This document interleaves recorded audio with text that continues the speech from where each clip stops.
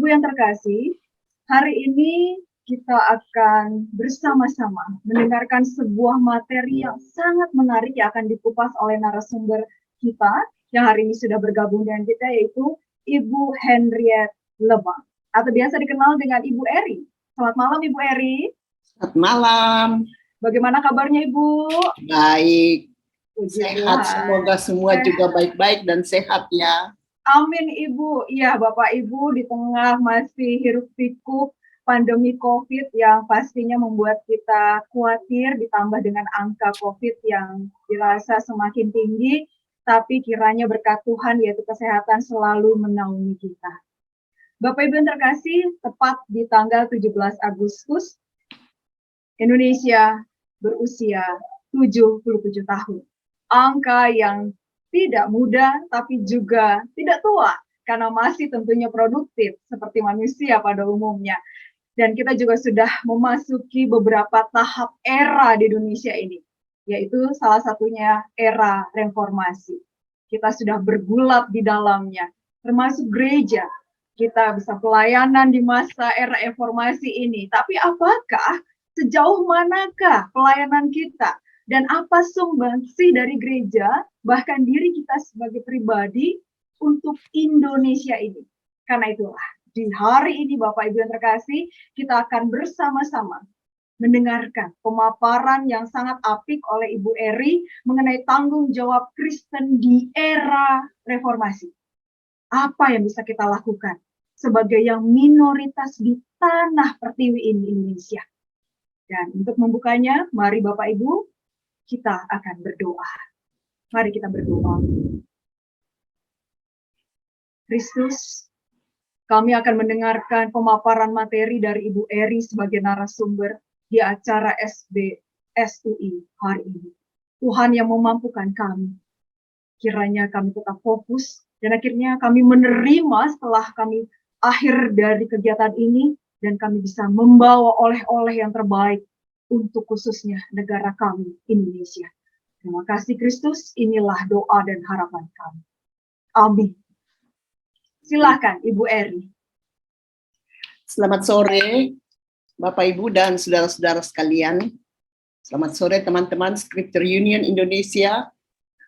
Selamat berjumpa dan saya kira tema yang dipilih ini sangat challenging, menantang kita semua untuk berpikir, untuk berefleksi mengenai apa panggilan kita sebagai gereja, sebagai orang Kristen yang hadir di bumi Indonesia ini. Justru kita renungkan kembali itu di saat kita memperingati ulang tahun ke-77 dari kemerdekaan Indonesia. Saya boleh share screen ya. Ya, tanggung jawab Kristen di era reformasi. Saya kira di era manapun kita mempunyai tanggung jawab ya. Panggilan kita nggak pernah berubah untuk menjadi saksi Kristus di tengah dunia ini. Jadi panggilan itu tidak pernah berubah. Kita justru dipanggil, ya, dipilih untuk diutus ke tengah-tengah dunia menjadi saksi kasih Kristus dan untuk mengabarkan mengenai nilai-nilai Injil kebenaran itu kepada dunia ini. Jadi baik sebagai gereja, sebagai persekutuan orang percaya, atau sebagai pribadi orang Kristen, ya kita dipanggil oleh Allah dan diutus ke tengah dunia untuk ya menjadi berkat bagi semua bangsa. Itu panggilan dari Abraham. Ya, pergilah ya. Dan juga dalam 1 Petrus 2, kamu dipanggil keluar dari kegelapan menuju terangnya yang ajaib. Kamu yang sudah menikmati kebaikan Allah, tapi juga disuruh ke tengah-tengah dunia. Jadi panggilan kita untuk menjadi pengikut Kristus tidak hanya untuk kita nikmati sendiri, tapi justru ada misinya untuk hadir di tengah dunia, melanjutkan misi Kristus untuk memberitakan Injil keselamatan bagi semua makhluk dan mendapat kuasa untuk mengusir setan, untuk mengatasi persoalan-persoalan, untuk menghilangkan atau mengatasi hal-hal yang berhubungan atau yang melawan kehendak Allah, ya. Dan untuk menghasilkan buah, ya. Dalam kitab Kolose, makin berakar dalam Kristus, bertumbuh dan berbuah. Nih. Jadi Dalam Injil Matius, dari buahnya lah kamu dapat mengenal. Jadi kita dikenal melalui buah kita. Nah, tugas panggilan yang tidak berubah juga adalah mewujudkan kesatuan umat Kristen, yang adalah tubuh Kristus, kesatuan murid-murid, sebagaimana yang Yesus terus doakan, supaya mereka menjadi satu, agar dunia percaya.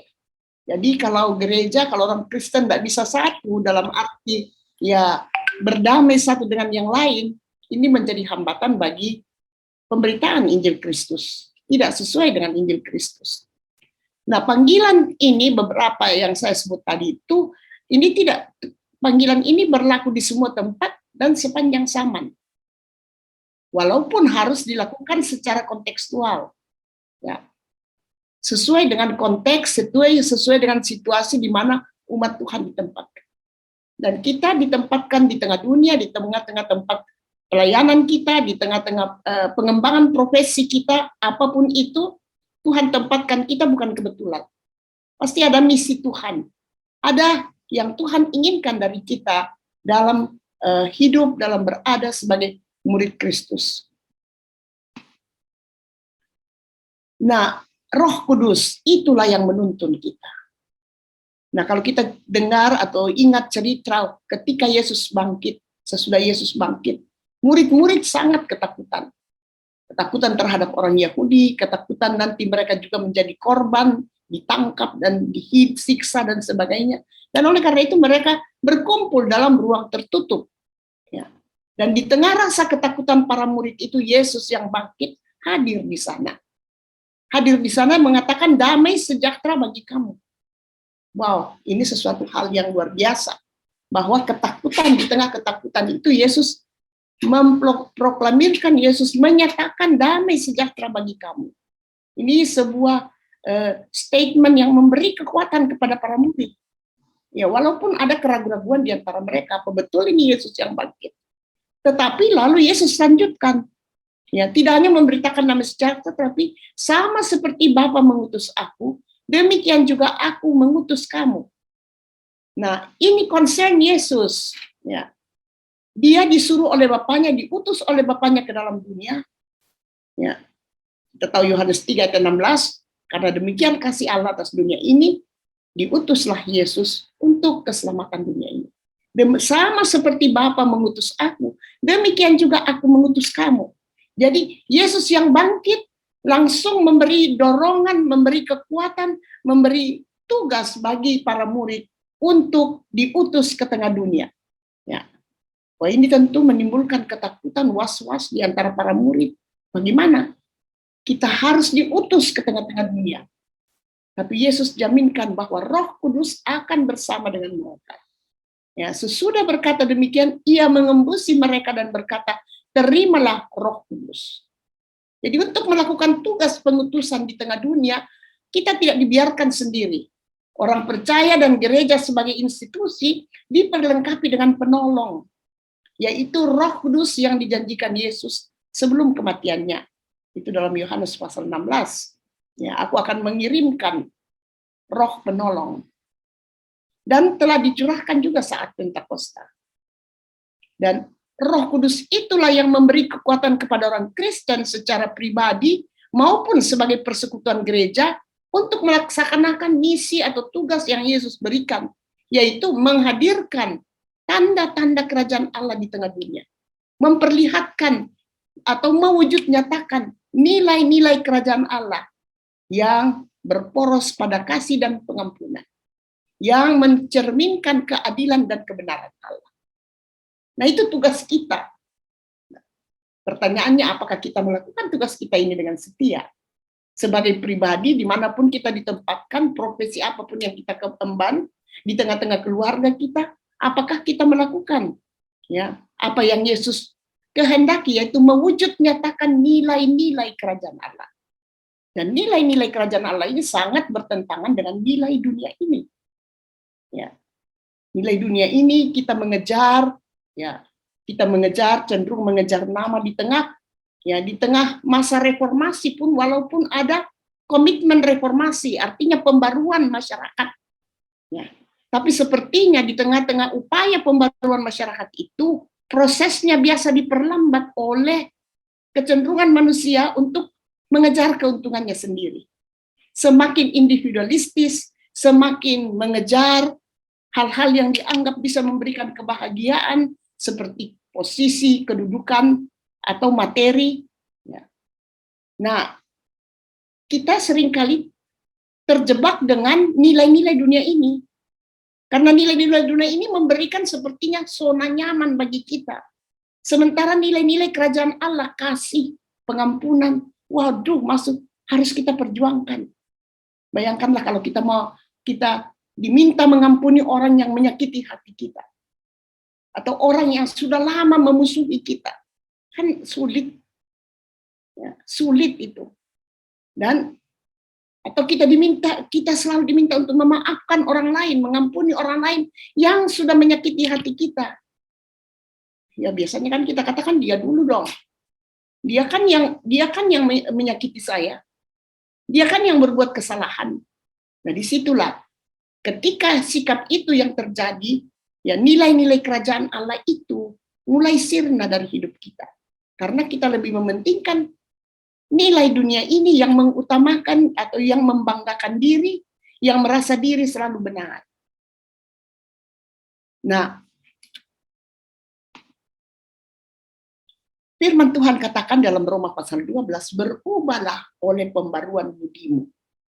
Nah, ini ayat Alkitab yang sudah lama. Tapi ya tidak hanya di era reformasi kita diminta untuk berubah, untuk mentransformasi diri, tetapi setiap saat seperti sebenarnya. Sebab apa? Sebab untuk melakukan misi kita dengan baik, ya, memberitakan Injil Kerajaan Allah, nilai-nilai, menghidupi nilai-nilai Injil Kerajaan Allah itu dibutuhkan beberapa hal, ya. Dibutuhkan kesiapan kita melihat tanda-tanda zaman, peka terhadap apa yang terjadi di sekeliling kita, apa yang terjadi di tengah dunia ini. Nah, biasanya kecenderungan kita adalah lari dari hal-hal yang berat, mencari zona nyaman. Kita tidak berani menghadapi tantangan itu. Yang kedua yang diharapkan dari kita adalah menggumuli bagaimana kita meresponi keadaan yang terjadi di sekitar kita itu. Jangan larikan diri. Face it, hadapi dalam terang firman Tuhan. Mencari kehendak Tuhan dan mewujud nyatakan kehendaknya. Sekalipun itu sulit. Dan itu sebabnya dari waktu ke waktu kita perlu membaca dan merenungkan firman Tuhan. Berakar dan bertumbuh dalam firman Tuhan. Sehingga kita berbuah. Nah, saya kira usaha Scripture Union ini adalah bagaimana supaya firman Tuhan ini dihayati, dihidupi, dibaca, tidak hanya dibaca untuk dilupakan, tapi supaya dihidupi oleh umat Kristiani. Dan menemukan apa yang Tuhan kehendaki. Tentu kita mengharapkan bantuan Roh Kudus di sini. Nah, sebagai orang Kristen untuk bisa melakukan tanggung jawab panggilan kita itu, kita harus bersiap untuk berubah sesuai dengan arahan firman Tuhan. Nah, disitulah pentingnya kita merenungkan firman Tuhan itu, sehingga kita tahu mana yang baik dan mana yang tidak baik. Itu Roma 12 ayat 1 dan 2. Janganlah kamu menjadi serupa dengan dunia ini. Tadi nilai-nilai dunia ini, ya. Tetapi berubahlah oleh pembaruan budimu. Ketika kita melihat nilai-nilai dunia ini yang tidak menghidupkan, yang tidak menyelamatkan bukan hanya diri kita, tapi masyarakat kita. Ini harus kita ubah. Ubah supaya apa? Supaya kita dapat membedakan manakah kehendak Allah. Ya. Apa yang baik, yang berkenan kepada Allah dan yang sempurna. Dan itu dalam Roma 12 ayat 1 dikatakan itulah persembahan hidupmu. Dan itulah ibadahmu yang sejati. Nah, di sinilah ibadahmu yang sejati. Ketika kita berpartisipasi dalam masyarakat, mengupayakan kehendak Allah, di situ kita sebenarnya beribadah. Ya, jadi kalau dalam gereja tidak hanya sebatas kita berkumpul dalam gereja kita beribadah, tapi ibadah itu juga kita lanjutkan dalam kehidupan kita sehari-hari. Jadi kalau di akhir liturgi kebanyakan gereja ada pengutusan. diutus ya, sesudah kita mendengar firman Tuhan, kita diutus kembali ke tengah-tengah dunia untuk menyatakan kehendak Allah, untuk menghadirkan tanda-tanda kerajaan Allah. Itulah makna liturgi itu. Ya. Jadi liturgi dalam gereja sebenarnya tidak berhenti di situ, tapi dilanjutkan dalam pengutusan di tengah-tengah dunia ini. Jadi itu menghidupi iman kepada Kristus yang tercermin dalam tindakan yang diterangi oleh nilai Injil. Jadi ibadah itu tidak hanya dalam tembok gereja, sebatas tembok gereja. Ya udahlah, saya pergi gereja deh besok. Kalau sudah ini hari Sabtu, Senin sampai Sabtu, itu hariku itu. Saya bisa melakukan apa yang saya kehendaki. Nanti lagi hari Minggu saya datang bertobat. Dan sebenarnya tidak seperti itu. Kehidupan kita dalam spiritualitas kita itu artinya relasi kita dengan Kristus dan keyakinan kita akan keselamatan dalam Kristus itu mestinya berbuah. Mestinya nampak dalam pola hidup kita, dalam cara kita berbicara, dalam cara kita bertindak, dalam cara kita dengan berelasi dengan siapapun, ya, apapun latar belakangnya. Nah ini ya, kalau kita katakan partisipasi, tanggung jawab kita di era reformasi, ini ya kita memang waktu reformasi dicanangkan tahun 98 ya. Gagasan yang sangat menarik begitu tentang bagaimana menata masyarakat kita ke depan dalam semangat yang baru. Tentu kita dukung ini. Tetapi tidak cukup hanya mendukung prosesnya, kita toh terlibat sebagai bagian dari masyarakat. Dan oleh karena itu kita membutuhkan arahan firman Tuhan dalam era reformasi, supaya nilai-nilai yang baik yang ingin ditumbuh kembangkan dalam masa reformasi itu bagi kesejahteraan semua sungguh-sungguh menjadi nyata. Nah, kita ini hadir dalam masyarakat majemuk Indonesia yang berubah cepat. Kita lihat begitu banyak perubahan, ya, yang mempengaruhi juga pola hidup kita. Nah, kita dipanggil untuk mengabarkan Injil kerajaan Allah. Tidak hanya dengan kata-kata, tapi dengan tindakan kita, dengan sikap hidup kita, dengan respons kita terhadap apa yang terjadi di tengah masyarakat. Nah, ini juga mestinya tercermin dalam kehidupan keluarga kita, dalam gereja, dalam masyarakat, dalam karya kita di mana saja kita berada. Apapun tanggung jawab yang Tuhan percayakan kepada kita. Nah, bagaimana kita hadir sebagai masyarakat, sebagai orang Kristen di tengah-tengah masyarakat majemuk ini? Ya sering kita merasa, aduh kita ini kecil jumlahnya. Dan kita ya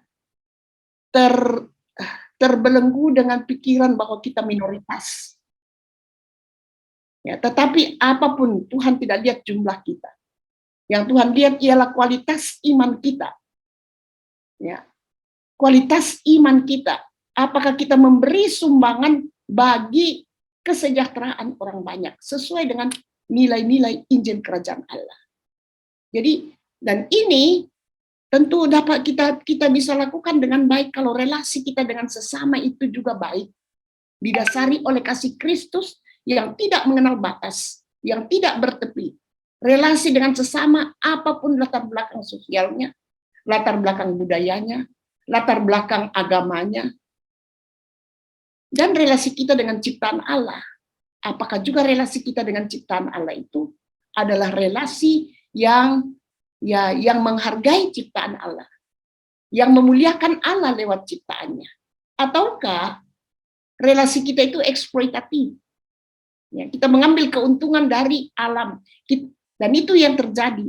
Banyak dari kita yang mengeksploitasi alam. Ya, kita lihatlah pertambangan-pertambangan yang sampai merusak, ya, mengakibatkan tanah runtuh, ya, sampah yang dibuang sembarangan mengakibatkan banjir. Nah, di situ juga sebenarnya ada tanggung jawab Kristiani di situ, tanggung jawab orang Kristen di situ, di mana ada ya ketidaksejahteraan. Di situ juga tanggung jawab kita harus nyata. Sama seperti apa yang dikatakan Yeremia 29 ya ayat 7, usahakanlah kesejahteraan kota di mana kamu berada. Sebab apa? Sebab kesejahteraannya adalah kesejahteraanmu. Jadi firman Tuhan itu memberikan kepada kita petunjuk bahwa kesejahteraan kita itu tidak terpisah dari kesejahteraan orang lain. Nggak mungkin kita sejahtera sendiri dengan kata lain. Nah, yang terjadi sekarang kan banyak dari kita yang menumpuk banyak untuk diri kita. Ya. Dan akhirnya kita jatuh pada ketamakan, kerakusan, sementara banyak orang lain yang tidak, yang bergumul dengan kebutuhan hidupnya sehari-hari. Itu dalam, kalau saya tidak salah, dalam Lukas 12, ya, tentang cerita tentang orang kaya yang bodoh, yang terus mengumpulkan dan dia sudah bingung mau dia apakan harta bendanya itu. Dengan banyaknya harta benda itu, dia makin membuat lumbung-lumbung yang lebih besar lagi. Tetapi untuk siapa? Untuk dirinya. Nah, ini Yesus katakan kamu nggak tahu kapan waktunya Tuhan memanggil kamu, kapan waktunya ya anak manusia datang. Dan ketika anak manusia datang, ketika Kristus datang untuk kedua kalinya, dan kita melalaikan tugas kita, sibuk dengan diri sendiri, sibuk menumpuk untuk diri sendiri, dan tidak sudi berbagi dengan orang lain. Ya. Ini menghambat proses reformasi di dalam masyarakat, proses perubahan yang diharapkan ke arah yang lebih baik. Nah ini bagaimana juga kehadiran kita itu bebas dari pementingan diri sendiri, tidak mengeksploitasi sesama atau alam semesta yang harusnya dirawat oleh manusia. Nah, apa pegangan kita? Kita berpartisipasi dalam membangun masyarakat. Ya, kalau kita bisa membuang sampah dengan baik, ini kita berpartisipasi. Ya, memilah sampah. Ya, tidak menggunakan eksesif di plastik-plastik yang kita tahu merusak lingkungan. Ya. Nah ini ikut berpartisipasi dalam membangun masyarakat. Nah masih banyak dari kita, termasuk orang Kristen, yang merasa sampah itu bukan urusan kita. Tidak ada hubungannya dengan iman Kristen. Pikiran kita begitu. Tetapi ketika dia mulai menyebabkan kerusakan lingkungan, ya karena sungai-sungai sudah tercemari, nah di situ sebenarnya masalahnya. Ya. Nah, dalam berpartisipasi di tengah pembangunan masyarakat, ya bagaimana kita ikut membangun masyarakat yang adil, makmur, tapi bermartabat, masyarakat yang bermartabat. Kita perlu positif melihat, ya, menyambut gagasan-gagasan yang baik untuk masyarakat. Kreatif mengupayakan bersama-sama dengan orang lain, bersama-sama dengan mereka yang berkehendak baik, membangun masyarakat ini. Tapi juga perlu kritis terhadap arah pembangunan yang tidak berkenan kepada Tuhan. Ketika pembangunan ekonomi sedemikian rupa melejit, ya, tetapi membuat masyarakat terpinggirkan, terutama masyarakat lemah. Nah, di situ kita sebagai orang Kristen, sebagai gereja harus kritis. Kita juga harus realistis, tidak inikan oleh mimpi-mimpi, ya. Mimpi-mimpi yang belum tentu arahnya. Tapi upaya kita bagaimana mentransformasi masyarakat ini ke arah yang lebih baik. Jadi partisipasi Kristen harus mempunyai aspek transformatif, mengubah, membarui masyarakat ke arah damai sejahtera Allah. Nah, ini mungkin kalau kita melihat tanah air kita ini sebagai anugerah Allah. Ya. Kalau kita tidak pikir bahwa ini anugerah Allah, seolah-olah ini ada dengan sendirinya, kita tidak punya tanggung jawab. Nah, di situ masalah timbul. Nah, kita mestinya sebagai gereja, sebagai orang percaya, harusnya yakin bahwa kehidupan bermasyarakat, berbangsa, dan bernegara itu merupakan bagian yang tak terpisahkan dari pemeliharaan Allah atas ciptaannya. Jadi kalau masyarakat diatur dengan baik, ini bagian dari pemeliharaan Allah. Kita disuruh ke tengah-tengah dunia, supaya kita ikut mengatur tatanan masyarakat yang adil. Tatanan masyarakat yang menghargai setiap orang, apapun perbedaan yang ada. Yang mengakibatkan damai sejahtera Allah terwujud. Kerjasama lintas iman, lintas budaya dimungkinkan ketika ada saling penghargaan. Nah, kita yakin bahwa masyarakat kita yang diproklamasikan pada 17 Agustus 1945, wilayah yang begitu luas, kepulauan dari Sabang sampai Merauke, dari Miangas sampai Rote, itu karunia Allah. Ya, nyanyi saya kira di KJ Hidung Jemaat 337 atau tentang alangkah indah, ya. Kita menyanyikan itu, bahwa itu karunia Allah. Allah terus, dan Allah kita yakin Allah dalam Kristus terus bekerja dalam sejarah seluruh bangsa. Ya. Sebab apa? Sebab dunia itu, keselamatan dunia itu adalah sasaran kasih Allah. Dan cuma seringkali kita orang Kristen, gereja kita sering suka nyaman dalam diri kita sendiri. Ya, kita mengembangkan pemahaman spiritualitas yang sempit. Misalnya sempit kalau kita hanya berpikir mengenai diri kita, atau hanya kelompok Kristen yang kita pikirkan. Kadang-kadang terjadi di gereja ada dana diakonia. Lalu, kenapa ini dana diakonianya masih saldo? Oh, katanya ya di jemaat kita ini semua tidak ada lagi orang miskin. Loh, tapi di keliling jemaat itu ada keluarga-keluarga yang tidak mampu menyekolahkan anaknya. Memang mereka bukan bagian dari persekutuan Kristen. Mereka mungkin beragama lain. Tapi kita pikir dana diakoni yang kita kumpulkan itu hanya untuk kita sendiri, kelompok kita sendiri. Nah, ini kita menjadi eksklusif. Ya. Kita memiliki pemahaman spiritualitas yang sempit. Dan bisa jadi kita ke gereja hanya formalistis saja. Asal kita sudah ke gereja, kita rasa nyaman gitu. Kita rasa nggak enak kalau nggak pergi ke gereja. Tapi kita tidak memikirkan apakah buah-buah dari firman Tuhan yang kita dengar itu sungguh kita wujudkan dalam hidup kita. Jadi gereja ada secara formal, tapi tidak fungsional. Ya, ketika kita terbelenggu oleh spiritualitas yang sempit, yang menekankan formalisme, kehidupan beragama yang formalistis. Ya, jadi kita bisa menjadi tidak fungsional, kita tidak berperan serta dalam masyarakat secara positif, kreatif, realistis, kritis, dan transformatif. Dengan kata lain, tidak jarang orang Kristen gagal menjadi surat Kristus yang dapat dibaca oleh dunia ini, yang dapat memberi damai sejahtera dan sukacita bagi dunia. Tidak jarang kita orang Kristen gagal menjadi garam dan terang, yang menerangi kegelapan dan mengusir kegelapan, atau memberi rasa enak bagi dunia sekitar. Dan tidak jarang justru kita, orang Kristen yang mengaku pengikut Kristus, terjebak dalam kegelapan, karena lebih mengutamakan nilai-nilai yang dominan di dunia ini. Misalnya sifat individualistis, materialistis, konsumtif, kerakusan. Ini godaan yang paling besar di zaman kita sekarang. Perbedaan yang tidak sepersaingan, yang tidak sehat. Sikut menyikut demi kepentingan pribadi atau kepentingan kelompok sendiri. Nah, ini persaingan-persaingan ini terus berlangsung di tengah-tengah kita.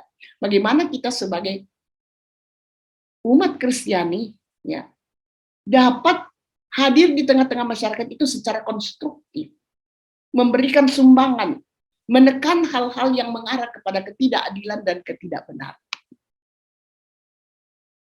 Nah, sudah lama ini dikatakan ini, masih tahun-tahun 80-an pun waktu gereja dalam partisipasi Kristen dalam pembangunan. Gagasan ini sudah pernah dikatakan oleh Pak Simatupang misalnya. Ya. Ada 3 kemungkinan sikap gereja. Yang pertama, gereja tidak peduli akan dinamika masyarakat yang berubah cepat. Sibuk dengan dirinya, dan gereja menjadi tersingkir. Tidak punya peranan, tidak membawa pengaruh di dalam kehidupan orang Kristen, apalagi dalam masyarakat. Dan ini gereja tidak peduli, jadi sibuk dengan diri sendiri.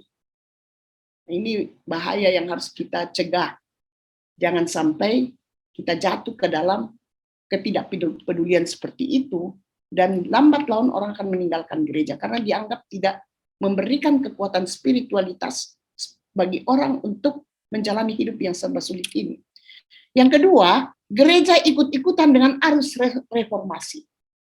Ya, tanpa merenungkannya dalam terang firman Tuhan. Pokoknya yang namanya reformasi ikut. Ya. Tapi ada alur-alur reformasi yang perlu dikritisi karena bertentangan dengan kehendak Tuhan. Ya, misalnya pembangunan-pembangunan yang mega, ya, yang megah gitu, tapi mengorbankan rakyat kecil. Nah, kita dalam terang firman Tuhan, kita perlu secara kritis menilai hal-hal yang seperti ini. Sama seperti peranan-peranan profetis, peran nabi di zaman-zaman perjanjian lama juga. Jadi gereja lama-lama gereja menjadi serupa dengan dunia ini. Hanya ikut arus saja. Ya sudah begitu. Ya kalau sekarang ini tanpa korupsi kita nggak bisa bertahan deh. Memang sudah begitu. Nah ini kita justru sudah menjadi serupa dengan dunia ini kalau kita memegang posisi yang seperti itu. Gereja ikut-ikutan. Ya. Gereja yang ketiga, alternatif ketiga yang diharapkan, gereja terbuka menilai perkembangan di sekitarnya dan mengandalkan kuasa Roh Kudus untuk membarui, membangun, dan mempersatukan gereja supaya gereja itu mampu menghadapi tantangan seberat apapun. Karena ada proses perenungan dari waktu ke waktu ya. Sehingga gagasan cita-cita masyarakat adil, makmur, dan beradab itu yang sebenarnya menjiwai gerakan reformasi itu dapat terwujud supaya masyarakat kita makin tidak hanya makin adil dan makmur, tapi juga berkeadaban. Ya. Nah, di sini kesatuan umat Kristiani diharapkan. Gereja-gereja ya perlu menyatakan kesatuannya sebagai tubuh Kristus. Ya, apapun latar belakang denominasinya, tapi kita yakin bahwa gereja, orang yang percaya kepada Kristus, apapun latar belakang denominasinya, adalah bagian dari tubuh Kristus yang satu. Nah, oleh karena itu ada beberapa hal yang perlu mendapat perhatian kita sebagai orang Kristen di tengah perubahan masyarakat yang begitu cepat. Yang pertama, perlunya menumbuh kembangkan kesatuan umat Kristiani dan keesaan gereja sebagai tubuh Kristus dengan mengakui rupa-rupa karunia tetapi satu roh yang selalu membarui. Nah, ini dia ya, perbedaan, jangankan perbedaan agama, seringkali perbedaan orang dari gereja yang berbeda, seringkali kita saling menuduh, ya. Bahkan saling menyalahkan. Ya. Nah, bagaimana kita mau nampak sebagai satu tubuh Kristus ketika kita saling menyalahkan? Memang pasti ada perbedaan dalam pandangan teologi, dalam berbagai penghayatan atau tafsiran terhadap kitab suci, tetapi mestinya itu tidak membuat kita ya berselisih paham atau bahkan berbeda pendapat. Kita berbeda pendapat ya, tapi tidak harus membuat kita bermusuhan. Nah, jadi ketika kita hanya mempertahankan ajaran gereja kita sendiri, mengutamakan dirinya sendiri, ini dapat menjadi hambatan bagi pekabaran Injil atau kesaksian gereja tentang Injil Kristus yang menyelamatkan, yang mengampuni, yang dapat saling menerima. Nah, konteks sosial ekologis di tengah masyarakat yang sedang mengupayakan reformasi menuju masyarakat yang berkeadaban ini harus juga menjadi perhatian kita. Masalah ketidakadilan, kemiskinan, korupsi, pelanggaran hak asasi manusia, politik transaksional, politik identitas, fundamentalisme agama, dan kerusakan ekologis, ini masih menjadi bagian dari tantangan yang berat yang kita hadapi sebagai bangsa. Yang seringkali bisa membuat kita terpecah belah sebagai bangsa. Nah, tapi kalau kita melihat ini sebagai masalah yang harus kita pecahkan bersama, kita bisa bergandengan tangan, ya, apapun perbedaan di antara kita, untuk mengatasi masalah ini secara bersama. Begitu juga dengan kehadiran kita di tengah masyarakat majemuk Indonesia, ya tidak usah ini mengecilkan hati kita, karena kita dari segi jumlah kita kecil, tapi sekali lagi kualitas iman kita yang harus nyata. Ya. Di dalam Alkitab banyak perumpamaan kan tentang yang kecil-kecil, biji sesawi. Orang dewasa diajak untuk belajar dari anak-anak yang jujur, ya, yang tidak neko-neko, misalnya ya. Nah, kita hadir di tengah masyarakat Indonesia yang majemuk. Apa sikap ini khas ini? Sikap apa yang perlu kita kembangkan? Ya, sikap saling menghargai. Dan sikap saling menghargai itu hanya bisa kalau kita mulai dari keluarga kita. Dalam satu keluarga juga, suami istri pasti ada bedanya. Anak-anak juga berbeda-beda. Kita punya 3 anak, masing-masing dengan karakternya kan. Nah, kita nggak bisa katakan, oh yang paling hebat si sulung. Ikutlah si sulung itu paling hebat. Nah, itu sudah mulai menimbulkan masalah di antara anak-anak kita. Ketika kita membedakan, ketika kita menekankan kehebatan seorang anak, yang menimbulkan kecemburuan dalam keluarga. Nah, begitu juga dalam masyarakat majemuk ini, kerukunan beragama artinya kita berbeda keyakinan kita, tapi kita bisa rukun karena bisa saling menghargai. Dan kerukunan beragama itu tidak meniadakan penyiaran agama. Dan sebaliknya, penyiaran agama itu tidak meniadakan kerukunan beragama. Ya. Ini tugas pekabaran Injil, karena itu harus kita lakukan dalam semangat persaudaraan. Menghargai yang berbeda itu. Tidak memaksakan keyakinan kita kepada orang lain. Sebab kita juga tidak suka kalau orang lain paksa-paksa kita kan. Tapi kita memberitakan apa yang kita lakukan ini adalah manifestasi dari keyakinan kita kepada Kristus yang mengasihi dunia ini dan mengasihi semua orang. Nah, juga di tengah masyarakat kita terjadi kecenderungan pendangkalan kehidupan kerohanian karena pengaruh sekularisme. Nah, ini yang terjadi beberapa perkembangan di Eropa misalnya, ini yang terjadi. Kalau orang katakan gereja di Eropa, banyak negara di Eropa kosong, yaitu sekularisme, pengaruh sekularisme yang menyebabkan orang ya kepercayaan dirinya begitu tinggi dan ya nilai-nilai spiritual dalam arti nilai-nilai bahwa ada yang melampaui kemampuan manusia, ada kuasa. Nah, itu makin tersingkir dan itulah pengaruh dunia sekularisme. Nah, kita juga hadir di tengah masyarakat yang di mana terjadi kemajuan teknologi informasi yang tentu menjadi berkat. Kita bayangkanlah kalau di masa pandemi ini ya teknologi informasi itu membantu kita untuk bersekutu secara virtual. Ya, ibadah-ibadah dilangsungkan secara virtual. Itu karena kecanggihan kemajuan teknologi informasi. Tapi juga kita perlu waspada, sebab kemajuan itu dapat merusak masyarakat modern. Ketika ya orang mengandalkan teknologi itu, dan teknologi itu ya menjadi alat yang memecah belah. Ya, ketika kita kirim WA yang menyakitkan hati orang lain, kan kita nggak lihat mukanya. Jadi kita enak aja pencet-pencet gitu. Kita terima berita, kita lanjutkan. Padahal belum tentu berita itu benar. Ternyata berita itu hoax gitu. Nah, kita udah membuat suasana yang tidak nyaman. Dan dapat merusak relasi di antara manusia. Ya, jadi ketika perkembangan apapun, teknologi yang tidak kita gunakan secara bertanggung jawab dapat merusak relasi di antara manusia dan relasi manusia dengan ciptaan lainnya. Nah, kita tahu bagaimana peran HP ini dapat mendekatkan yang jauh. Kita bersyukur kita bisa berkomunikasi dengan anak kita yang jauh atau saudara kita yang jauh, teman kita yang jauh. Tapi sering terjadi bahwa kita menjauhkan yang dekat. Ya, ketika kita tidak peduli dengan orang yang ada di sekitar kita. Kita habiskan waktu kita berkomunikasi jarak jauh, tapi melupakan yang ada di sekitar kita. Juga ini menghambat juga ya dalam banyak situasi. Sudah sulit keluarga berbicara, duduk sama-sama berbicara. Masing-masing pegang gadgetnya. Ya. Dan ini merusak relasi di tengah-tengah ya. Seperti saja kita nonton TV, sama-sama nonton TV, tapi nggak ada relasi di antara kita dalam keluarga.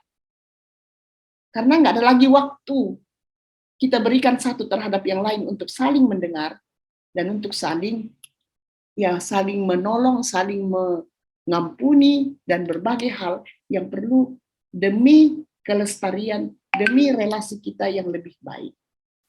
Nah, ini beberapa hal yang saya ingin share sore hari ini. Ya, terima kasih atas perhatian Bapak Ibu sekalian.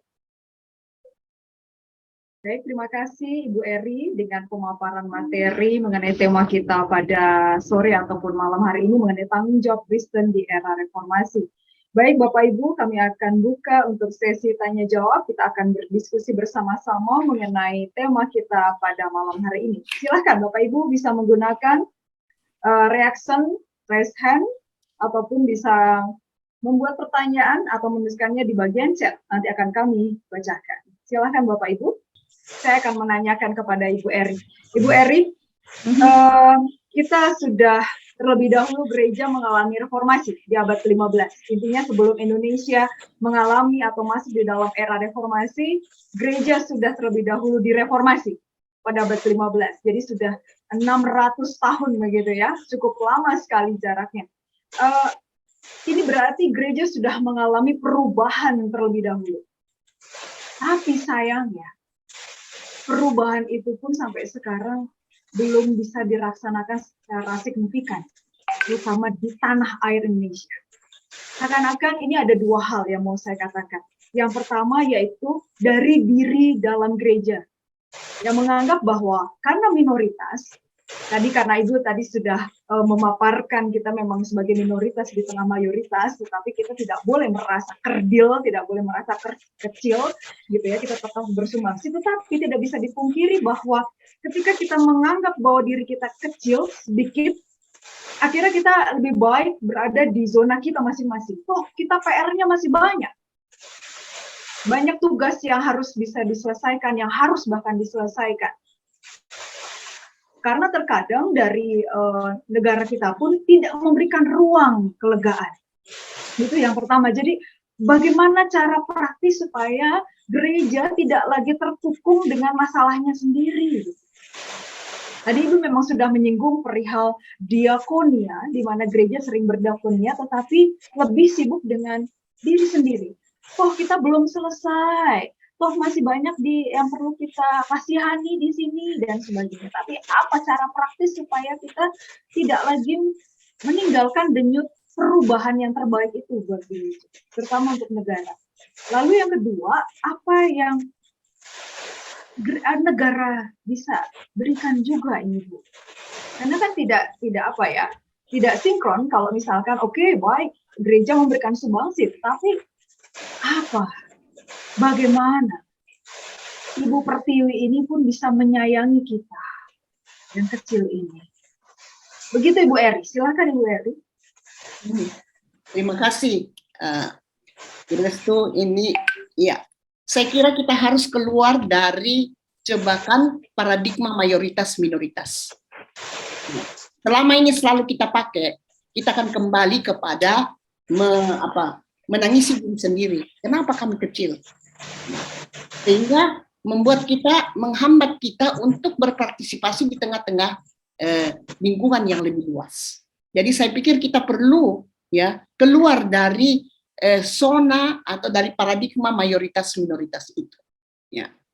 Nah, itu yang pertama. Yang kedua, ya kalau disebut tentang reformasi abad ke-15 itu, Reform Luther dan sebagainya, sebenarnya reformasi dalam gereja ada banyak. Ya, proses reformasi itu banyak. Ada banyak perubahan-perubahan ke arah yang lebih positif, dan itu proses transformasi di tengah-tengah gereja. Misalnya, ya di waktu-waktu yang lalu banyak gereja yang tidak peduli terhadap masalah-masalah kemasyarakatan. Sekarang makin lama makin muncul kesadaran bahwa bagaimanapun gereja itu tanggung jawab kita sebagai gereja. Nah itu berarti ada proses transformasi terjadi dalam persekutuan-persekutuan jemaat kita. Gitu ya, memberi perhatian di luar dirinya, itu proses transformasi. Nah, jadi tidak hanya reformasi yang disebut reformasi, gerakan reformasi dalam sejarah gereja yang 15-17 itu, tetapi dalam perjalanannya dari waktu ke waktu ada banyak proses transformasi, proses reformasi yang terjadi dalam gereja. Misalnya, ya pada waktu-waktu yang lalu, di dalam gereja itu seolah-olah perempuan tidak dapat menjadi pendeta. Misalnya saya kasih contoh ini. Ini melalui proses yang panjang transformasi, lalu ya gereja mengalami transformasi sampai kepada pengakuan bahwa baik laki-laki maupun perempuan mendapat karunia dari Tuhan, ya sama di mata Tuhan. Misalnya itu salah satu transformasi yang dialami oleh gereja. Ada banyak lagi di masing kita tahu di masing-masing gereja kita atau di jemaat kita ada hal perubahan-perubahan ke arah positif, dan itu yang perlu kita dukung. Ketika kita, nah di sini ketika kita mampu ya menerobos atau keluar dari dalam pemikiran kita yang sempit ya, spiritualitas kita yang sempit, yang hanya memperhatikan atau mengutamakan kepentingan diri kita, kepentingan kelompok kita, kepentingan jemaat kita, ya, kepentingan ya. Kadang-kadang kan kita ini tadi Ibu Restu katakan ya, ada kadang-kadang kita pikir kita aja nggak cukup, masa kita mau kasih ke orang lain. Ada pemikiran seperti itu. Kita aja nggak cukup, masa kita udah mau kasih sumbangan ke gereja lain. Nah, jangankan komunitas yang berbaur agamanya, ya, ini komunitas Kristen sendiri gitu. Nah, inilah pemikiran yang terarah pada diri sendiri. Nah, bagaimana, pertanyaannya tadi, bagaimana negara ikut juga memberikan sumbangan? Ya, jadi misalnya ya kita perlu lihat juga apa yang diatur dalam Undang-Undang Dasar 45. Ya. Misalnya kebebasan beragama dan menjalankan keyakinan agamanya, menjalankan ibadahnya menurut agamanya. Nah, ini kita pegang ini semangat Undang-Undang Dasar 45. Ya. Nah, kita menghargai orang yang melakukan ibadahnya juga. Jadi apa yang ini, dan kita juga memberikan kontribusi kepada pemikiran-pemikiran dalam masyarakat yang berkembang. Kemarin di PGI ada diskusi yang panjang sekali mengenai rancangan KUHP. Kontribusi apa yang bisa kita berikan? Ya, supaya kita ikut juga dalam pemikiran-pemikiran mengenai hal-hal yang baik, mengenai bagaimana cara mengatur negara ini, hukum yang berlaku di negara kita, atau strategi pendidikan dalam negara ini. Ya, kita perlu mengembangkan itu, strategi pendidikan. Ya, di tengah-tengah masyarakat yang berubah cepat, apa peran pendidikan dan apa kontribusi Kristiani, pandangan Kristiani terhadap arah pendidikan. Bukan hanya mencerdaskan bangsa, tapi pendidikan karakter, pendidikan moral. Misalnya itu kontribusi yang bisa kita berikan, dan sebenarnya banyak gereja yang sudah memberikannya. Saya kira itu ya. Siap, Ibu Eri, terima kasih banyak untuk jawabannya. Cukup mencerahkan bagi saya. Terima kasih banyak. Baik, Bapak Ibu, silahkan ada yang mau bertanya. Silahkan, kita akan masih masuk di dalam sesi diskusi atau sesi pertanyaan. Dipersilahkan. Silahkan Kak Jeffrey, sepertinya sudah buka speaker. Silahkan langsung Kak Jeffrey. Selamat malam. Ya, maaf. Ya Bu, tadi menarik yang Ibu bilang tentang kita tetap menghargai dalam sesama negara yang beragama begitu, tapi tanpa menghilangkan juga pewartaan kita gitu. Apa tadi ya? Pemberitaan kita. Nah, bagaimana dalam konteks Indonesia ini Bu, dalam kita sebagai, kan kita juga dipanggil Tuhan untuk memberitakan kabar baik begitu. Nah, tapi dalam konteks kita negara beragama, apakah kita cukup dengan tindakan atau harus tetap ada pewartaan kata-kata Bu kepada orang lain untuk mereka juga melihat, mendengar tentang Kristus? Itu yang pertanyaan pertama. Kemudian yang kedua, kalau misalnya peran kita kepada negara ini, seandainya kita tidak, himbauan kita tidak didengar juga, apakah memang demo itu apakah termasuk memang disetujui oleh apa ya, dalam iman Kristen begitu? Oke. Iya. Baik. Ya, makasih Pak Jeffrey. Iya. Sama-sama. Ya. Jadi kayak kita sebut pekabaran Injil itu luas, ya. Tidak hanya dengan kata-kata, tapi dengan tindakan juga. Nah, persoalannya adalah cara kita. Ya. Bagaimana cara yang kita lakukan? Ya, yang menghargai. Jadi yang menghargai agama orang lain. Ya, tapi tetap memberitakan Kristus yang kita yakini itu. Jadi saya kasih satu contoh lah. Ya, kami ada sekitar 10 tahun saya bertugas di Hong Kong dan kami sekeluarga di sana. Suami saya almarhum sudah, tapi dia membantu TKW di sana yang haknya ditindas, ya, yang seringkali diperlakukan tidak baik, yang gajinya tidak dibayar pada waktunya. Dia membantu mereka untuk pergi melalui jalur hukum yang ada di Hong Kong. Lalu ini mereka bertanya, ya, ini dalam satu kesempatan, kenapa Bapak seorang Kristen, ya, membantu kami yang beragama lain? Nah, momen seperti itu sebenarnya adalah kesempatan. Suami saya menjawab, ya, Yesus Kristus yang saya percayai itu mengajar saya untuk mencintai, mengasihi orang apapun latar belakangnya. Di sini saya membantu. Kalau saya membantu bukan saya, tapi saya digerakkan oleh kasih Kristus. Nah, ini kan kesaksian. Gitu. Lama-lama kan mungkin orang akan tahu seperti apa sih kekristenan itu. Nah, jadi kita memberitakannya. Nah, belakangan ini sudah ada 17 sesi barangkali saya diundang oleh Institut Limena ikut dalam semacam studi lintas iman itu dari teman-teman guru-guru madrasah, ya. Tapi di sini bedanya, ya. Jadi 3 agama Islam, agama Yahudi, dan agama Kristen. Jadi Abrahamic religion, ya, untuk mengenal Abraham ini. Jadi teman-teman Muslim mempelajari khusus mengenai relasi dengan orang lain, orang yang berbeda, ya, mempelajari, mendalami ajaran agamanya, dan narasumbernya adalah tokoh Muslim, ya. Lalu nanti mempelajari mengenai agama Yahudi, yang memperkenalkannya adalah tokoh Yahudi, ya. Dan saya diminta untuk memperkenalkan apa pandangan Kristen, bagaimana orang Kristen melihat orang lain menurut, tentu saya lakukan menurut Alkitab. Dan itu menarik sekali itu, karena yang pertama yang diminta memberikan penjelasan adalah bukan orang lain, bukan misalnya, ya, kasus kemarin ini kan barusan yang tentang buku PPKN itu kan, misalnya itu, ya, yang menulis bukan orang Kristen misalnya. Harusnya yang menulis itu adalah orang Kristen. Tapi ini sudah diatasi. Depdikbud sudah bicara dengan PGI dan mengakui kesalahan ini, dan untuk selanjutnya kerjasama itu akan diadakan. Bahwa yang menulis bahan menyangkut iman Kristen adalah orang Kristen. Yang menyangkut iman Katolik adalah orang Katolik. Yang menyangkut iman Islam adalah orang Islam. Nah, ini salah satu bentuk penghargaan di tengah-tengah masyarakat majemuk Indonesia. Tidak mengaburkan pekabaran Injil, pemberitaan mengenai Kristus.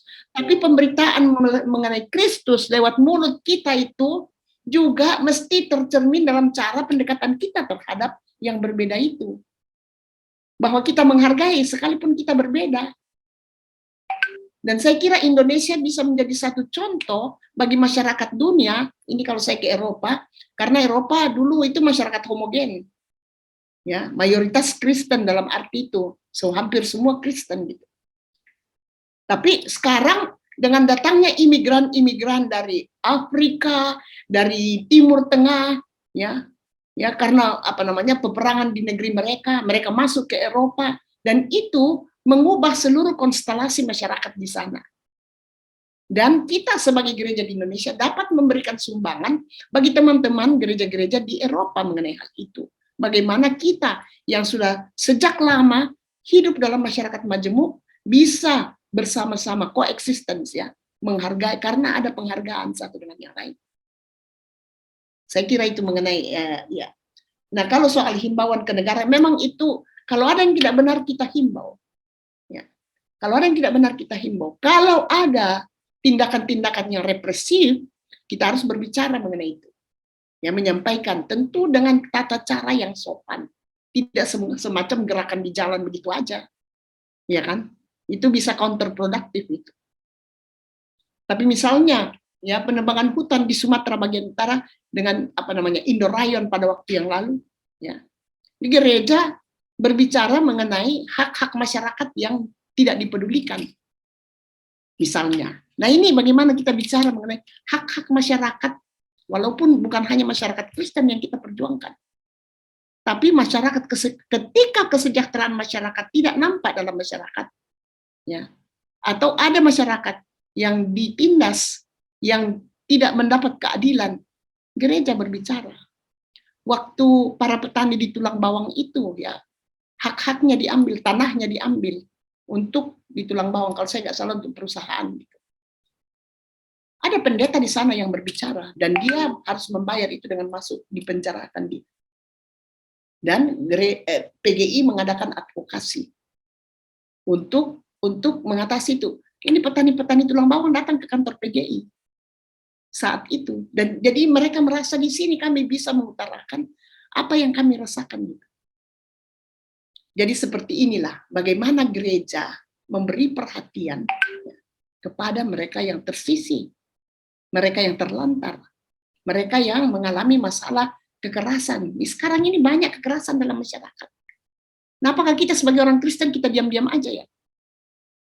Ketika kekerasan secara fisik maupun kekerasan seksual, kekerasan secara psikis itu kita biarkan nggak? Karena kita takut mengambil risiko. Sering begitu kan, kita takut mengambil risiko. Caranya bagaimana? Nah, itu yang harus kita pelajari. Bagaimana caranya itu sehingga caranya itu bukan cara yang konfrontatif, ya. Inilah kata Tuhan Yesus kan, cerdiklah kamu seperti ular, tapi tulus seperti merpati. Nah, caranya itu tentu kita harus mempertimbangkan konteks di mana kita berada. Apa? Ya, kadang-kadang kita harus bekerja sama dengan mereka yang berbeda dengan kita. Ya, kalau ada sesuatu terjadi dalam masyarakat, ya kalau hanya satu golongan yang melakukannya bisa dicurigai. Tapi ketika ada kerjasama dalam masyarakat itu, lintas iman, ya, lintas budaya, itu akan terselesaikan masalah itu. Kami simpel aja. Di kompleks kami ini banjir selalu melanda. Tapi ketika masyarakat dari berbagai lapangan, ya, dari berbagai latar belakang, bersatu untuk kepentingan kesejahteraan bersama, nah mulailah, ya, dampak dari banjir itu sudah semakin surut gitu, sudah semakin berkurang. Sementara warga masyarakat makin akrab satu dengan yang lain. Saya kira di masa pandemi itu juga terjadi. Ya, ketika hebat-hebatnya pandemi, kita dengan tetangga kita saling membantu.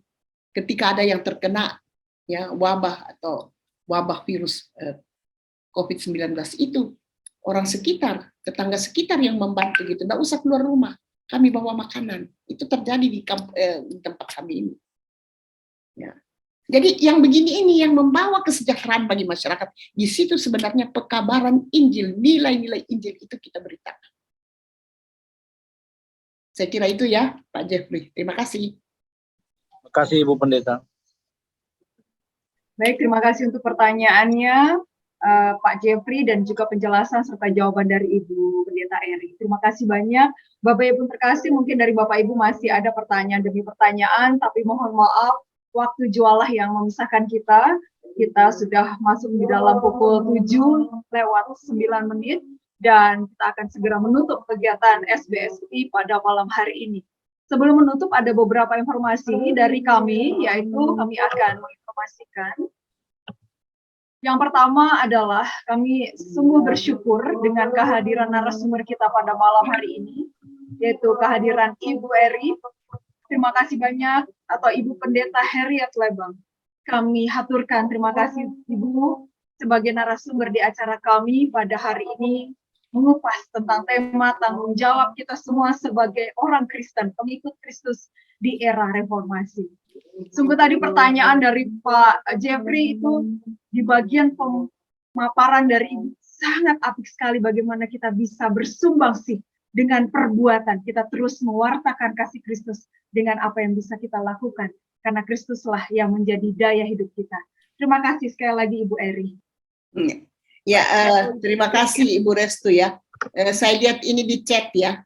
Ini ada mohon maaf kita mulai pukul 18.05 sementara di rumah host ada azan maghrib. Saya kira Ini juga perlu kita pertimbangkan ya, supaya kita itu aspek menghargai itu. Ya. Siap, iya, iya, Ya. Ibu. Oke, Iya, terima kasih banyak. Iya, sekedar usul aja. untuk toleransi, untuk saling menghargai, betul Ibu. Betul. Karena memang kita hidup di tengah-tengah bagaimana kemajemukan ini untuk kita bisa Ya. saling menghargai. Terima kasih Ibu Pendeta. Iya, selamat Baik. malam. Terima Ya. kasih. Terima kasih Ibu, dan ini kami ada informasi dari Scripture Union Indonesia telah hadir dan telah terbit mengenai buku Menjelajah Perjanjian Lama.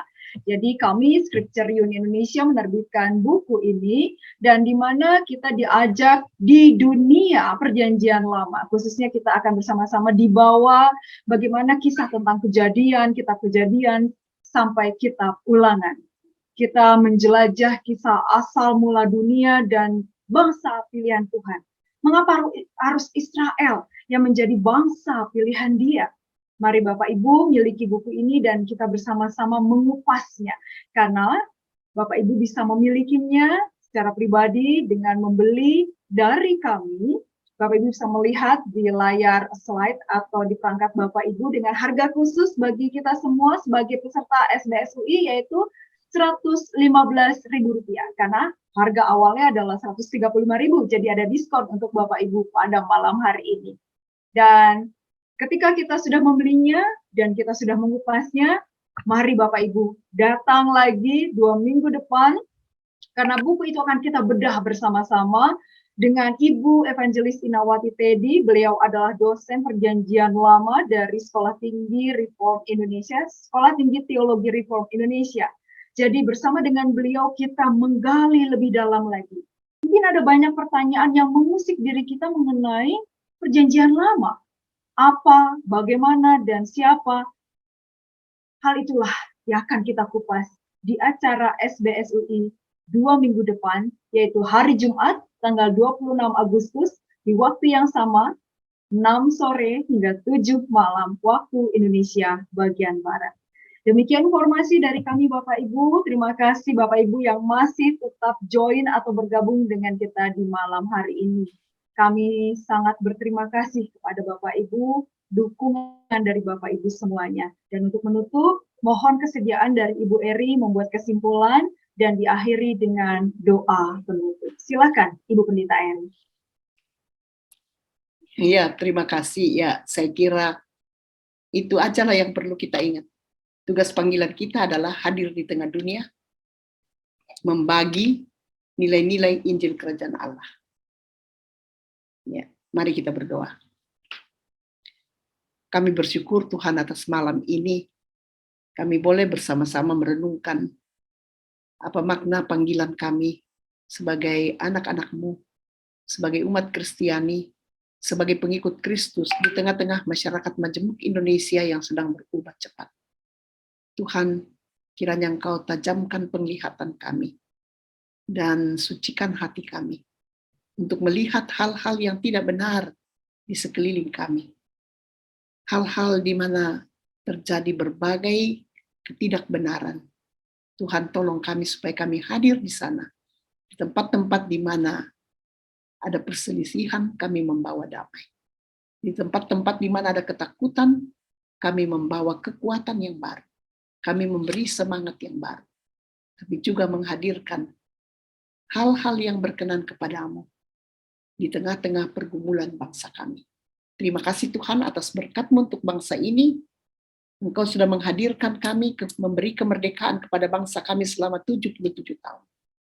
Tuhan, kiranya tolong kami semua sebagai bangsa Indonesia, apapun latar belakang suku kami, budaya kami, agama kami, tapi berilah Tuhan supaya kami mempersatukan, kami tetap satu, mempertahankan keutuhan kami sebagai bangsa, mempertahankan kemerdekaan anugerah-Mu, dan menghargai kemerdekaan itu dengan mengisinya dengan hal-hal yang baik, hal-hal yang berguna, bukan hanya bagi diri kami, tapi bagi kesejahteraan masyarakat kami. Terima kasih ya Kristus, tolonglah kami supaya setiap saat kami bersedia untuk dibarui oleh kuasa Roh-Mu yang kudus. Dalam nama-Mu kami bersyukur dan mohon pertolongan-Mu bagi kami malam ini. Amin.